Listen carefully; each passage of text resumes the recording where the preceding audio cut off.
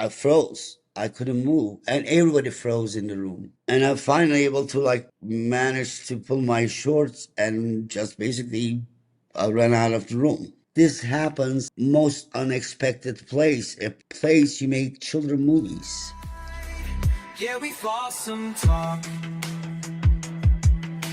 Hi and welcome to Flawsome Talk, the podcast. I am Shashti Flo, and here on my podcast, I talk about other things that I usually talk about on my YouTube channel, where I post things every single day, mostly about Blake Lively and Justin Baldoni's legal drama. But here on my podcast, I do talk about other things.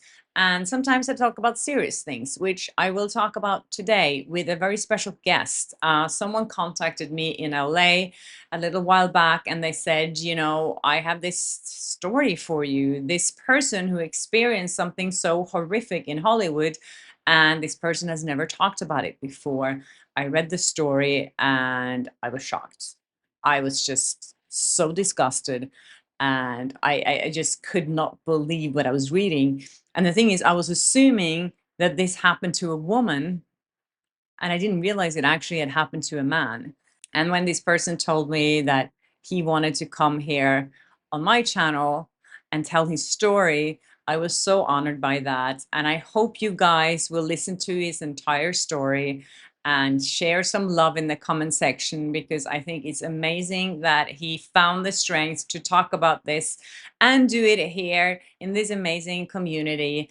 Yes, if you're watching on YouTube, you can comment below. If you are listening on other podcasts, please share and like and subscribe if you haven't. And yes, please welcome Kaan. Thank you so much for being here on Flawsome Talk and telling your story, which is a very disturbing story. But we're going to start talking about something a little nicer. We're going to start talking about how you got into Hollywood, because that's kind of a crazy story. It is, and thank you for inviting me. I used to live in Arkansas. I started waiting tables at this place called Jackson Suzanne's. It was a French restaurant and when chef moved to California, to Malibu, to work on at this restaurant called Splash. He said, "You want to come over?" I said, "Oh yeah." So I went there during 80s, mid 80s, and Johnny Carson, who was one of our customers, regulars, he almost came every other night. And I had a habit of drawing. I love drawing Daffy Duck. I love drawing sketches of people, making them caricatures of them. So one night, Johnny's wife left for the bathroom, and then he was we were chatting, and honestly, he had some alcohol, and he saw those sketches, and he goes like, "What are you doing here? You should be working at Disney."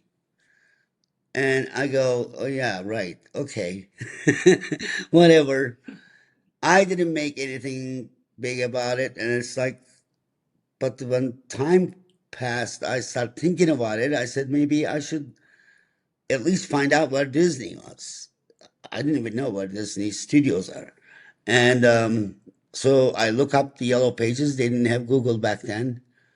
And I got their number. I called them up, find out where they were at Flower Street in Glendale. And I hop into my Volkswagen Bug and got all my sketches in a bag, not even a portfolio.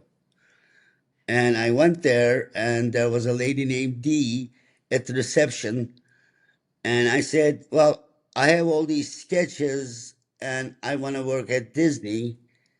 And I placed the sketches on the counter, and she kind of laughed at me, and she goes, "Well, do you have a phone number you can leave with us in case we like your sketches?" And I said, "Oh, yeah." I left my number, and I went back to my car, and I said, "This was stupid." And 2 weeks went by. I got a call from them.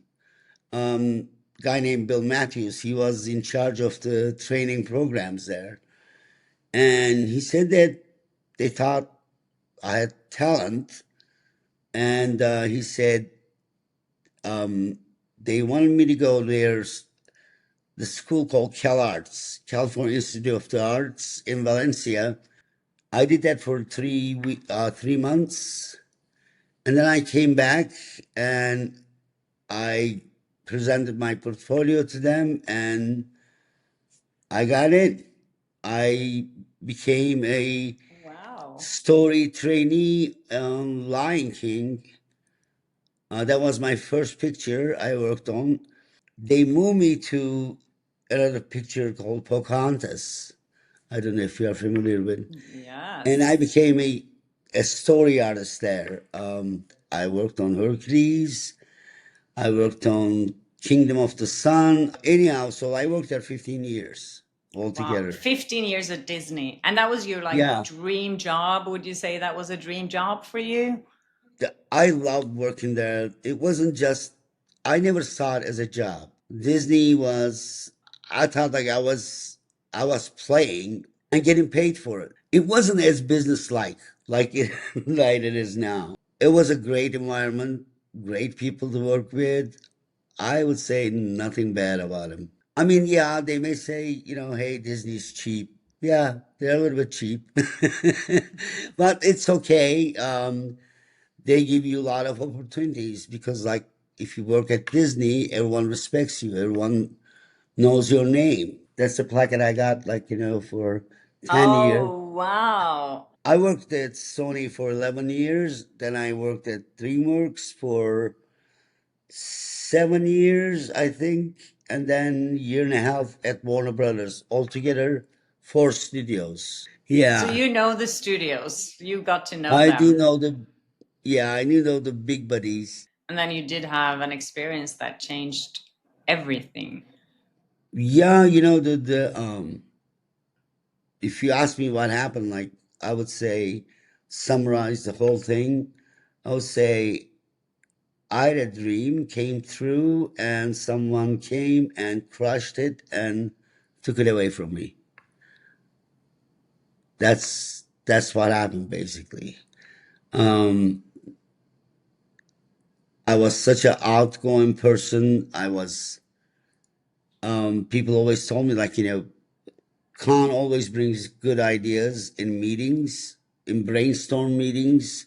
Even like, when we go to lunches with my colleagues, we would discuss the movie we were working on and story problems. I love that, because it wasn't a job. It was again like it was part of my life. I didn't like, go home and thought, okay, you know what? I done my job today.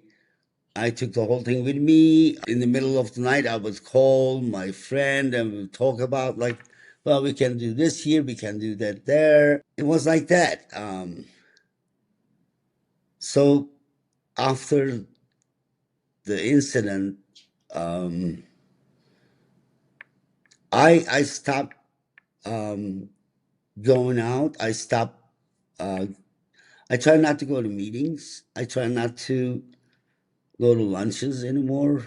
I start working from home.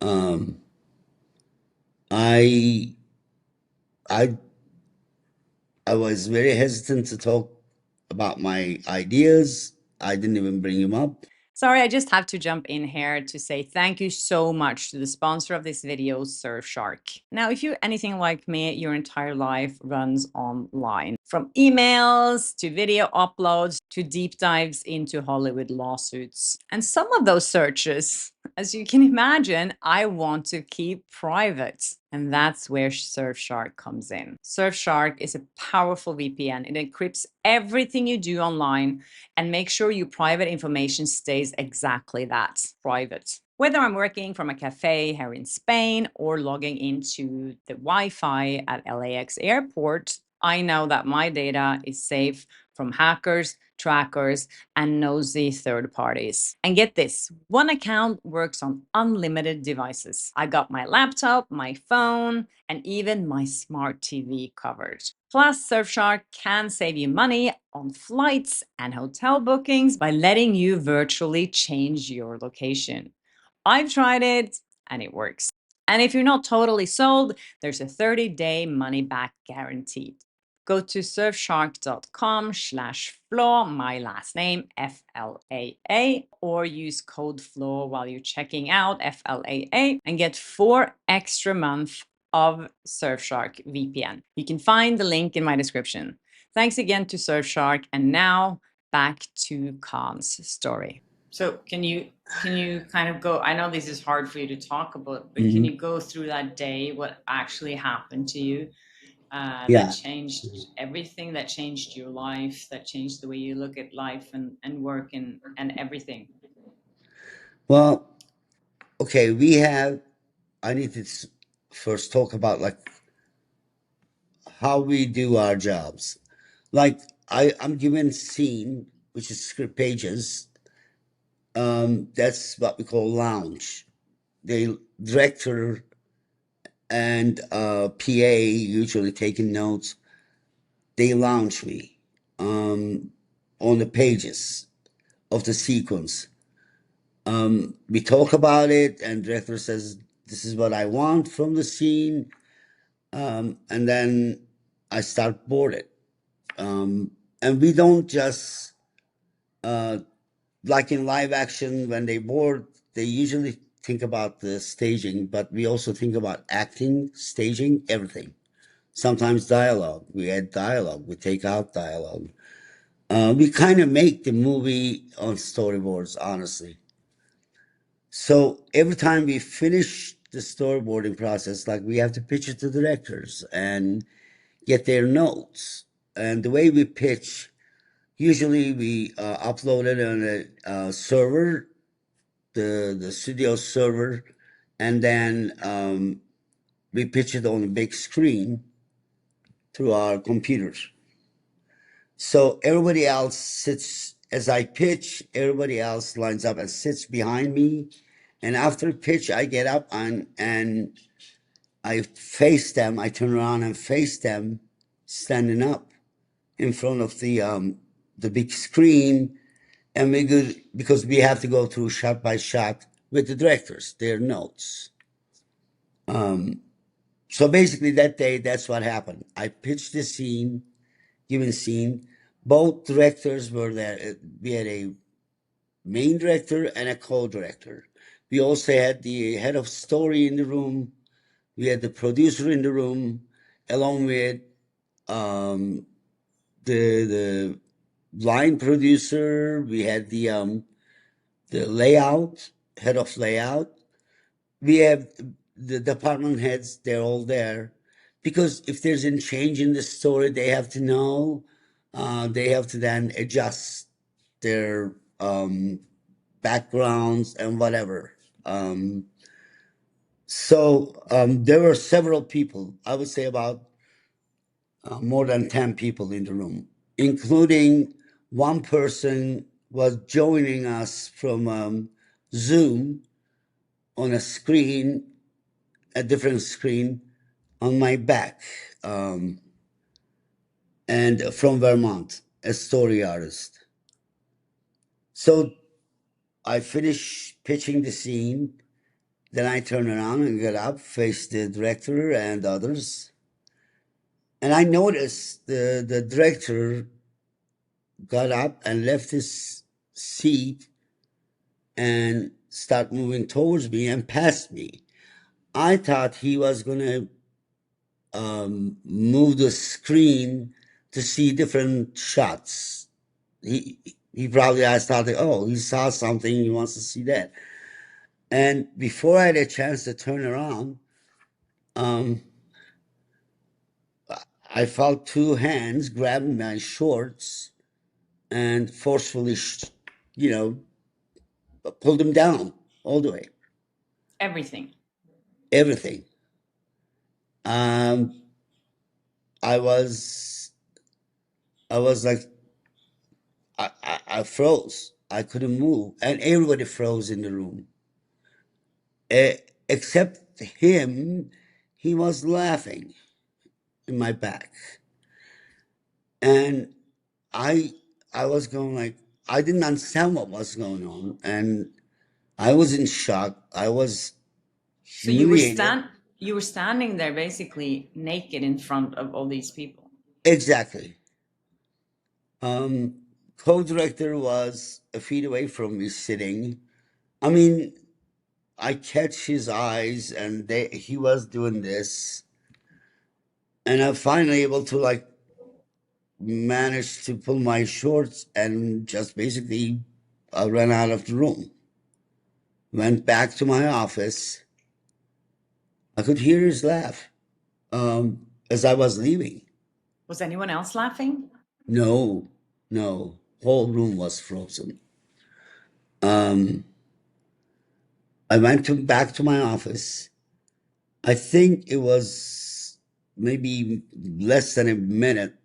Both co-director, not the director who did it, co-director and head of story came to my room and told me to go to HR.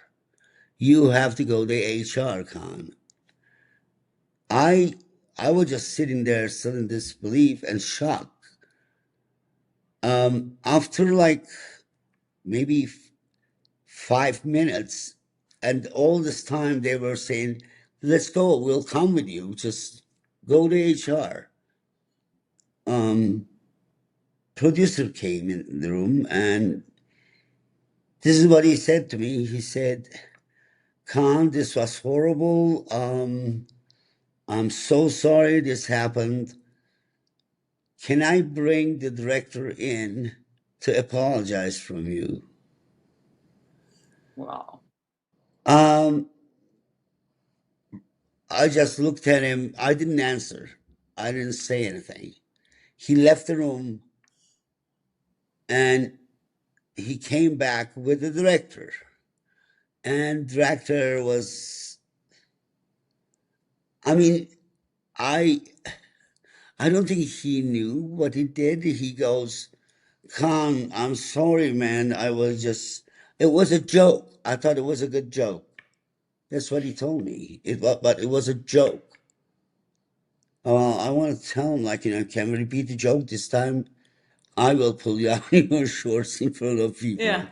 But, um, um, but that right there told me. I know a lot of people says like, why didn't you go to HR? Why didn't you Yeah. all this years? Well, I had that was a message. If they want it, because producer is the supervisor in the room at that point. And we took these we watched these videos. It's about government guidelines and rules in the workplace. Um So you had to do any place. training. You had to do training Yeah, once a and year. every year, and you have to pass. If you can't pass, they make you take it again and again until you pass. You don't, you're out. You cannot work in this studio. And it's not just studios. It could be Home Depot. You have to have that. It could be Vaughn's supermarket. You have to have that.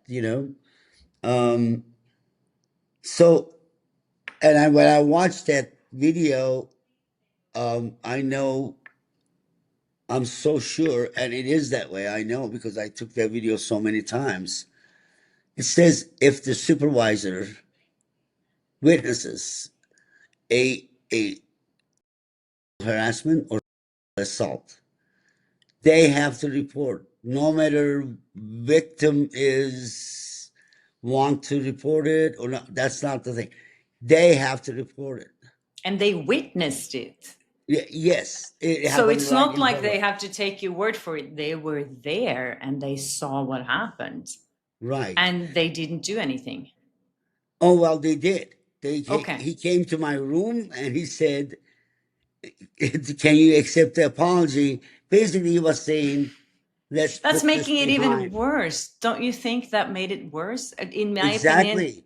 that would make it worse because that's even more like, I don't know, intimidating, or you're like still in shock in such a horrible place. Like he was. taking advantage of you in front of all these people, and then Yeah, he says it's a joke. That's the apology. yeah. He thought it was a joke, and the producer, instead of going to HR, he's telling me, forget about this, Khan. He said that to you. Well, he didn't say it that way, but he said, "Can I bring him in and apologize?" And basically, he's saying, "Don't go And to then HR. we're done. That's what he We're was done." suggesting. Yeah, yeah. That's all Let's that just he move needed on. to do, was apologize, and then everyone could just move on. Yes, nothing happened. We're a happy family, you know. Which makes me think I cannot, I cannot prove this, but I cannot imagine, because he came into my room maybe 5, 6 minutes later. Not right away, like the co-director and the head of story. Producer came into my room 5 or 6 minutes later. I guarantee you, he called someone up higher and discussed what happened. I cannot prove it, but I think that was his orders. Okay, whatever you do, make this go away. Honestly, and I that's what I got. The message was just accept the apology and let's move on. Because Wow. he could have come to my room and said, Khan, I'm terribly sorry, but don't worry, I'm going to HR. Yeah. If you can come with me, it would be great. If not, I will report this. That's what So he should have done. so no one ended up reporting this. No, no one. Wow. And honestly, when I saw and felt, you know, the producer is not backing me, instead he's telling me to basically accept the apology. I said, I want to keep my job and I don't want to look like a troublemaker, because I understood this is how I could keep my job. Do And do you think, that's, sorry, go ahead. but No, you go ahead. do you think that they would, ask you to leave or whatever if you actually brought it up, that would be a consequence for you, or that they maybe would push you out of your job because you I don't actually know reported if, it? right, I don't know that, but that's what I thought. That's that's the impression I got, because um again, as I said, I didn't see the producer telling me, I'm going to report this to HR. This is not acceptable behavior. Instead, he was saying, let's just take the apology. And they did not fire the director, director at That all. is the most shocking part to me, I have to say. I mean, of course, what he did is so shocking, but that they actually kept him, and he's still Yeah. working. Is he still working there? No, and he worked there well over a year after, the incident. So it wasn't because of you, anything that happened to you, No, that no, made no, him. not No. at all. He got a better offer from another studio, and he moved on to that other studio. Um, that was another thing that gets to me, is that my life went downwards, but these guys, they kept their, the one of them is still producing in a major Hollywood studio, and the other one is the director is going around doing his one man piano shows, um, and he does book signings. He, can you imagine? He wrote a book about how to make your life better. He did. Oh yeah. if you um, if you Google him up, you can see.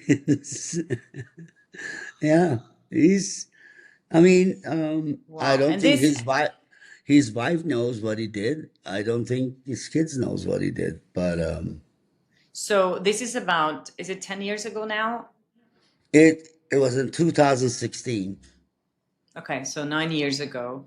Yeah. And when after this happened, you kind of stopped going into work and started working from home and started Well, like isolating yourself.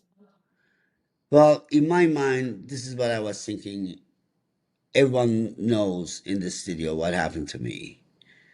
In Everyone my mind, knows. well, that's what I was thinking. That's Oh, uh, yes. Yeah. Okay. I get it. Yeah. because you know what? Yeah. People leave the room, they start talking, Yeah. you Yeah. know, and and I thought like when I go to studio, everyone's eyes are on me, and I thought I was a joke of the town, and I didn't want to face that, and I I I tried to not to go to meetings, and it's funny when I receive a call from a colleague. I used to like jump on the call and we would discuss. I couldn't even answer the calls. I didn't want to even talk to them. It's everything I love doing became a burden to me. It was a Mm. it was hard, and it still is. I mean, Did you get yeah, did you get depressed or like anxiety, social definitely, anxiety? yeah. As a matter of fact, that's what it was. I think I didn't want to be around a lot of people, and I still don't. Still. Um, oh yeah, yeah. Wow. Oh my God, I'm so Um, sorry. This is such a eh, horrible story. I mean, when I spoke to you, because we did speak on the phone before this interview, and I spoke to you, yeah, I was just in disbelief. I was like, how can anyone, first of all, how can anyone just do such a horrible thing to someone? And then he was a grown man, and then how can he just get away with it? And how can people just stand there and watch and do nothing? I mean, yeah, yeah. it That's the is so disturbing.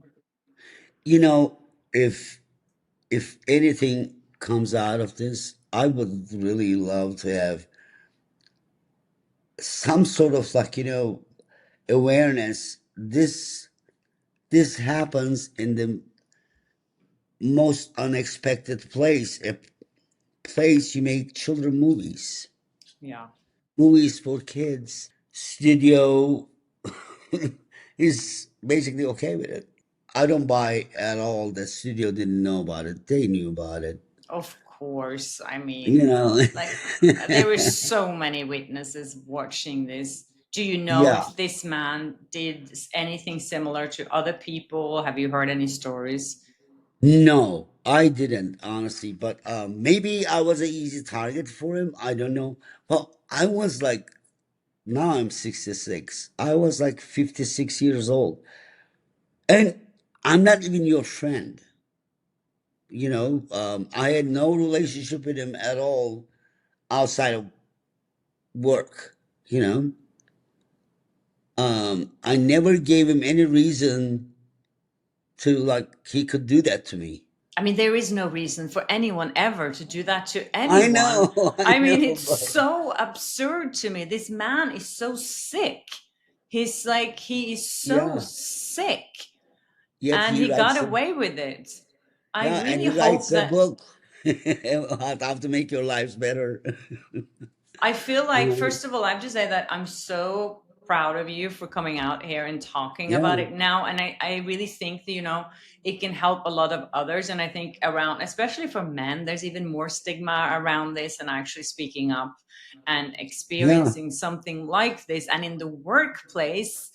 And just like because for us, I mean, I've never experienced something like that at all. And to just kind of understand the mindset of what happens to you when you experience something like this, like everyone would say, like you said, why didn't you go to HR? Why didn't you report it instantly? And then probably that makes you feel even more guilt around it and start thinking, did I invite him? Like you were just saying, he wasn't my Yeah, friend. I didn't, you know, I didn't deserve yeah. this. Why did this happen to me?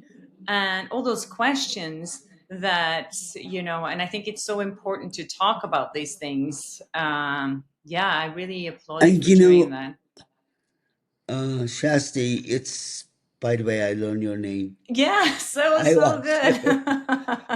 So it's very easy to say, go to HR, speak up, blah blah. Well, if it happens to you, it's not that easy. I didn't want to even think about it. But also, like, you're working and you still have a job. You don't want to stir the pot and go. You don't know how other studios will react, because let's say there's a director who worked with me in another studio, and who wants me to work with him in his new movie that he's making. But studio can't say, "Oh, he's trouble." Yeah, They can't yeah. say that, because he went to HR. He did. You never know, and when you're working, you want to protect yourself, and that's what I did. And but then also thinking about it, I never had a time to think through, because I was always busy. Well, maybe I chose to be busy also, like work, so I Yeah. forget about it. But after I retired, it's like I had all the time. I and I s- I had time to process the whole thing, and really understand what happened to me. And what kind of damage it created on me. It's Now I'm realizing that it's like I live in my own prison, basically, in a way. Have you now taken any steps to get some justice for this? Did you ever think about that? Like, legal actions against them? Yeah, I'm thinking about it. Well, I have a lawyer, but I want to wait. I want to see this was a good. This is good, actually. Let's see what this creates. I mean, I want them to acknowledge what they did is wrong, number one, and make sure they don't do it again. Why do you why do you have people watch those videos um several hours, The training. and yeah, and then take tests and pass those tests? If they don't, watch them again, watch those videos again, and then allow this kind of, I'm sorry to say this, but shit happen. You know what it is? It's in the little bit of in Hollywood culture, I think. It's like we're untouchable, Hmm. you know? And I feel Yeah. like I've been talking about so much here on this channel as well, how there's so many cowards out there. And I think people are so afraid of losing their jobs for speaking up. And most of the time, it feels like it doesn't really, it doesn't benefit you in any way if you actually speak up. And that's probably, like you were saying, Yeah, that you were afraid that you will lose your job and that people wouldn't be wanting to hire you again.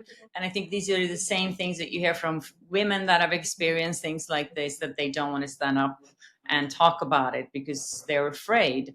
And but definitely. anyways, yeah, but I'm so so so honored that you wanted to talk about it here, and I really hope that something good will come out of this for you. Maybe you write a book about it, and Maybe. yeah. Who knows? Maybe And we make a movie about this. I mean, who yeah, knows? yeah, They all claim, like, they do these big benefits, and they always claim how they are behind, like,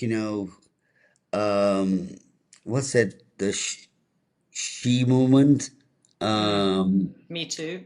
Me Too movement, and how they're like, Black Lives Matter movement, they're behind, and then turn around and do this kind of stuff. Yeah. Don't don't do that. Be honest. The hypocrisy. Yes, honestly, Yeah. that's too much. And in this day and age, stop it, man. Yeah. You're a grown up. I mean, Yeah. be a grown up. It's cowardly. You know what? The the way the producer that day and what the director did to me, it's cowardly. It's I don't think a strong person would do those things. Oh, of course. I mean, You know? it's a lot of insecurities, is a lot of being a coward, being a complete jerk and a narcissist and an asshole, Yeah. Yeah. basically. He was thinking like, I'm an actor and I have shows and I'm the director here and he's nothing. I can do anything I want to him. That's what he was thinking. Wow. And the producer was thinking like, oh, you know what? I gotta keep my job. So I gotta make sure this this doesn't blow up on our faces. You know, Oh, yeah, gosh. there's It more sounds like, involvement. yeah, no, it really sounds like that. Anyways, Kaan, it was so nice to talk to you, and I Thank really you. appreciate your honesty and openness and everything. And I'm sure all the viewers here are really going to appreciate to hear your story as well. And it's so important to get these stories out there. So thank you, really, thank you for doing this. And yeah, I hope you get enough Thank. strength back to enjoy life again, and that something good, positive will come out in the end. And yeah, Hopefully. Thank you. thank Thank you, you, Shasti. thank you. Thank you so much to Khan for coming here and sharing this story. I know it wasn't easy for him to talk about this. We spoke on the phone before this interview, and I have to say, I was just shocked. I'm still sort of shocked by this. I mean, I have no words. But as I said, I'm so honored that he came here to talk about this. And so please share some love in the comment section if you're watching this on YouTube or if you're listening on Spotify, Apple, Amazon. Please share and like. And yes, if you haven't subscribed yet, please do and hit the notification bell on YouTube if you're there so you don't miss an episode of my podcast or an episode on my YouTube show. And again, thank you so much for giving Kam the chance to tell his story. And Yeah, we yes. fought some talk.